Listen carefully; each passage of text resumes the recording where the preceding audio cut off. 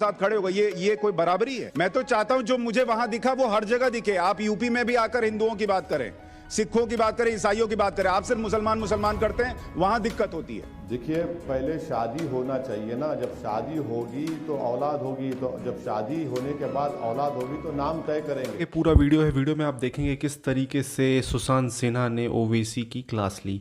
हालांकि ओवैसी भी बहुत तगड़े प्रवक्ता हैं, बोलते तो अच्छा है, इसमें तो कोई दो राय नहीं है, और काफ़ी अच्छा बोलते हैं, वकील भी हैं। और आपने इनकी तारीफ सुब्रमण्यम स्वामी के मुंह से भी सुनी होगी, जिस तरीके से ये जवाब देते हैं। बट यहाँ पर सुशांत सिन्हा बहुत तरीके से इनको घुमा फिरा कर इन्होंने फंसा दिया, और वो डिफेंड नहीं कर पा रहे हैं। पहले ये पूरा वीडियो देखते हैं, वीडियो के बाद करते हैं इस टॉपिक पर बात। साथ में मेरा रहेगा रिएक्शन। मैं बार बार मुसलमान कर रहे हैं, ये भी एक स्ट्रैटेजी के तहत है क्या?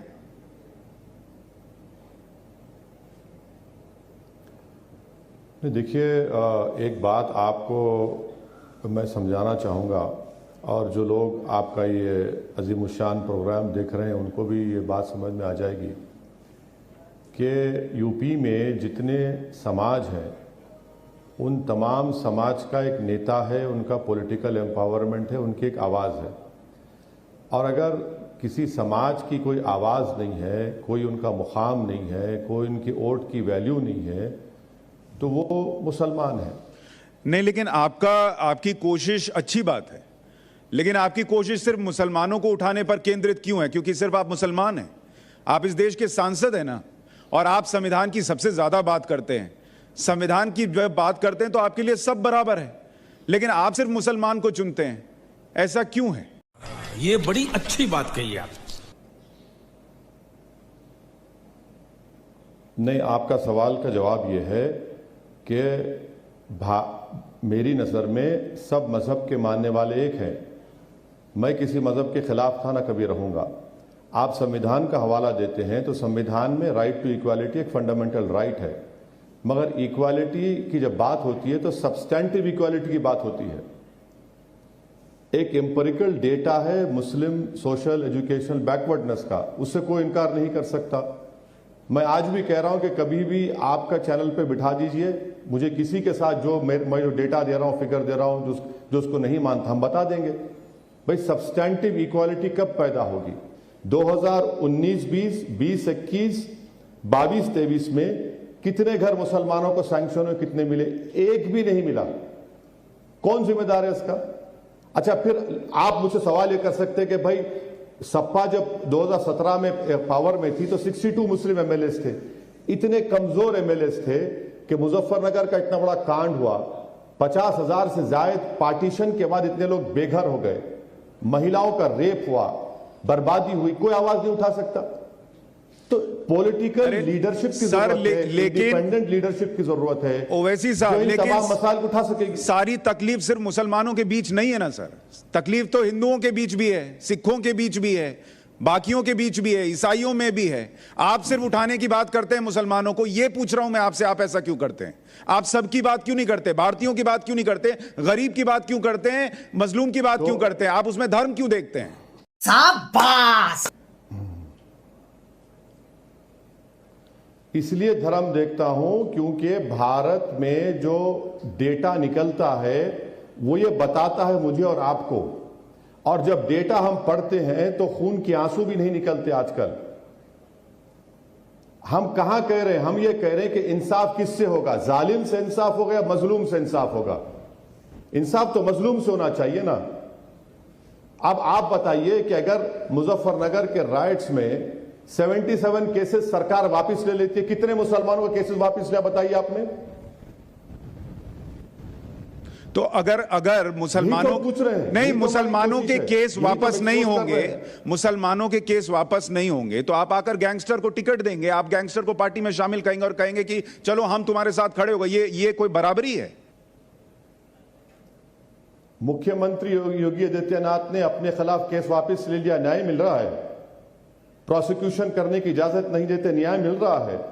बीजेपी के प्रेजेंट एमएलएज में 37% पर क्रिमिनल चार्जेस है, न्याय मिल रहा है। 77 बीजेपी के लीडर्स पर केस वापस ले लिया गया, न्याय मिल रहा है। तो फिर हिंदू जो गैंगस्टर है उनको भी लीजिए ना सर। सुनिए, बिल्कुल, अगर वो आने तैयार हैं, अगर वो इस बात को मानने तैयार हैं, तो आप, अगर आपके पास उनका एड्रेस है, नंबर है, तो भिजा दीजिए। तो आप हिंदू गैंगस्टर भी लेंगे, मुसलमान गैंगस्टर भी लेंगे, बात करने गैंगस्टर्स की तैयार पार्टी बना रहे हैं क्या सर?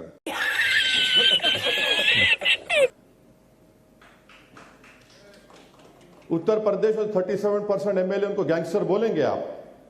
वो जो बीजेपी का एक एमपी है जिस पर रेप का चार्ज है, उसको गैंगस्टर नहीं बोले?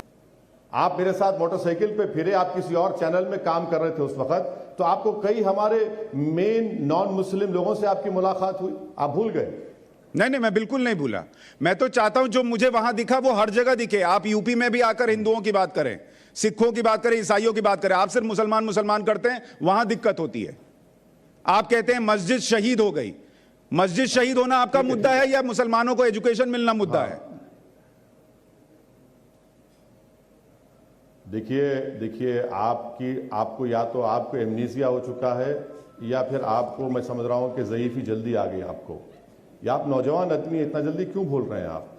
अभी मैंने क्या डेटा दिया आपको? मुस्लिम लिटरेसी का डेटा दिया, ड्रॉप आउट का डेटा दिया, कितने ग्रेजुएट्स यूपी में डेटा दिया, आप भूल रहे हैं। अब आपको मैंने बताया कि प्रधानमंत्री ग्रामीण योजना में जो बीजेपी बोलती है इतने घर दिए, एक भी नहीं मिला। मुख्तार अब्बास नकवी की मिनिस्ट्री से 160 करोड़ रुपये आए, माइनॉरिटीज के लिए सिर्फ 16 करोड़ रुपए खर्चा किए, आप वो भी भूल रहे हैं। दोस्तों, इस पार्ट में सुशांत सिन्हा जी ने ओवैसी की पूरी पोल पट्टी खोलकर रख दी है, तो आप लोग वीडियो पर बने रहिएगा।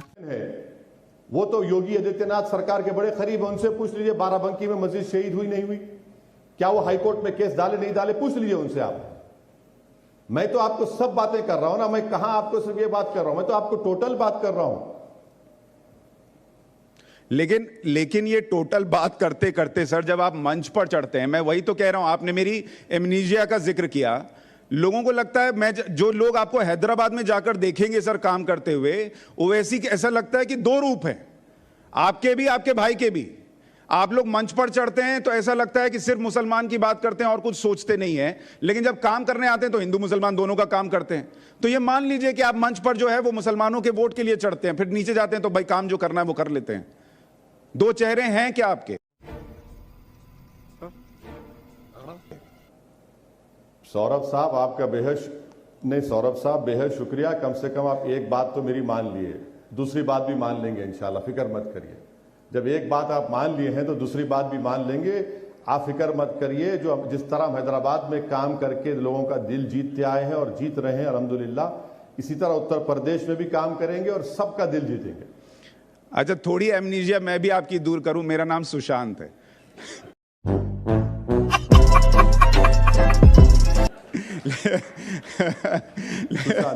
थैंक यू सब, शुक्रिया। अच्छा, अब एस से जो शुरू हो रहा है तो जरा वो भूल, और एक है ना, एक और भी है। ये भी अच्छी बात है कि आपका आजकल नहीं है, एस से भी लगाव है। मुझे तो सिर्फ एम से लगाव दिखता है आपका। मुझे ये बताइए कि उत्तर प्रदेश में आप सर जी बोलिए। बोलिए, आप पूछिए। मैं ये पूछ रहा था कि उत्तर प्रदेश में आप बहुतों के निशाने पर हैं। आज राकेश टिकैत जी ने भी आपके बारे में कह दिया कि आप बीजेपी के चचा जान हैं और आप उनके लिए काम करेंगे, चचा जान उनको वोट दिलाएंगे, बीजेपी आप पर केस नहीं करेगी।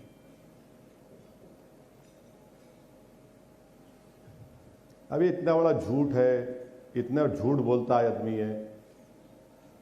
बाराबंकी में मुझ पर 153A का केस हो गया। पर राकेश टिकैत तो किसानों के नेता हैं, आपसे किसानों को क्या दिक्कत हो सकती है? सर मुझसे उन तमाम लोगों को दिक्कत है जो मजलूमों से इंसाफ की हम बात कर रहे हैं, जो उत्तर प्रदेश के 19% मुस्लिम माइनॉरिटीज का हिस्सेदारी की हम बात कर रहे हैं, तो उनको ये लगता है इसलिए हो रही थी। आपको पता है कि ओवैसी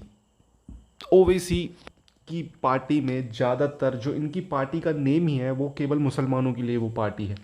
मतलब ये लोग जैसे एटलीस्ट बीजेपी वालों की पार्टी में ऐसा तो होता नहीं, Bharatiya Janata party, but BJP की पार्टी को कहा जाता है हिंदुओं की पार्टी। और इनकी पार्टी का तो आप उर्दू में, अगर उर्दू से आप उसका इंग्लिश में या हिंदी में प्रॉपर आप समझेंगे तो वो मुसलमानों की ही पार्टी, मुसलमानों का ही ग्रुप, इस तरीके का उसका नाम सामने आता है। तो ओवैसी ने, अब आप देख सकते हो किस तरीके से कर्नाटका में जाकर बजरंग बली पर और जो बजरंग दल है उस पर कमेंट किए हैं कुछ, और ओवैसी का ये ट्रैक रिकॉर्ड रहा है। ओवैसी को अगर पूरे भारत में कहीं देखें, इनकी जो रैलियां वगैरह है उसमें अगर इनको सफलता मिली है तो महाराष्ट्र में, मुस्लिम डोमिनेटिंग एरिया में इनको सफलता मिली है। रीज़न उसका ये रहा कि महाराष्ट्र में वहाँ पर जैसे कि औरंगाबाद है, औरंगाबाद में आप देखें तो इतना मामला टाइट था कि 33 हुआ था शायद, और वो जो दलित वोट बैंक था वो डिवाइड हो गया था किसमें, वो वहाँ की जो लोकल पार्टी थी, मतलब जो पार्टी का मैं नाम भूल रहा हूँ, और जो बीजेपी का 33% वो, और फिर जो मुसलमान का जो 33% था वो पूरा का पूरा चला गया ओवैसी की पार्टी को। तो वहाँ पर उनका सांसद है, जीते थे सांसद, उनका मुझे नाम इम्तियाज अली, अब पूरा मुझे इम्तियाज अली तो नाम नहीं है, मुझे उनका नाम याद नहीं आ रहा है, आपने उनको सुना होगा, पत्रकार हैं वो, तो वो जीत गए थे चुनाव। और ऐसे ही कुछ इनके वहाँ पे पार्षद वगैरह भी जीते। औरंगाबाद में अच्छी खासी मुस्लिम आबादी, औरंगाबाद अब उसका नाम नहीं है, उसका नाम है संभाजी नगर। संभाजी आप जानते हैं कौन थे? संभाजी थे शिवाजी के पुत्र, जिसको औरंगजेब ने, मतलब आपको उनकी संभाजी की आपने हिस्ट्री पढ़ी होगी, जिनको औरंगजेब ने कैद किया था और उनके नाखून, चमड़ी सब कुछ निकाला था, इस्लाम कबूल करने को कहा था, उन्होंने इस्लाम नहीं कबूला था, और काफ़ी ब्रेव थे वो, तो आप उनको जानते होंगे, उनके बारे में आपने पढ़ा होगा। तो ओवैसी की आप बात सुनिए और आपको क्या कहना है जिस तरीके से ओवैसी की, हालांकि पार्टी में मैंने देखा है कि कई जगह से इनको हिंदू नाम के कुछ लोग मिल जाते हैं इनकी पार्टी से, वो वोट वगैरह मतलब खड़े होने के लिए। हालांकि इनकी पार्टी में 99% लोग ये मुस्लिम को ही टिकट देते हैं। बीजेपी में तो ऐसा नहीं है, मैंने देखा है बीजेपी में रामपुर में, भाई रामपुर में आप देख सकते हो कई जगह से बीजेपी के मुस्लिम प्रत्याशी रहते हैं, अब वो जीतते नहीं हैं तो क्या करो। लोग कहते हैं कि यार बीजेपी से एक भी मुस्लिम जीत कर नहीं आता है, भाई टिकट तो दी जाती है, जीतते नहीं है तो क्या कर सकते हो। क्या कहना है आपको इस टॉपिक के बारे में? कमेंट और मेरा चैनल को सब्सक्राइब करना चाहिए।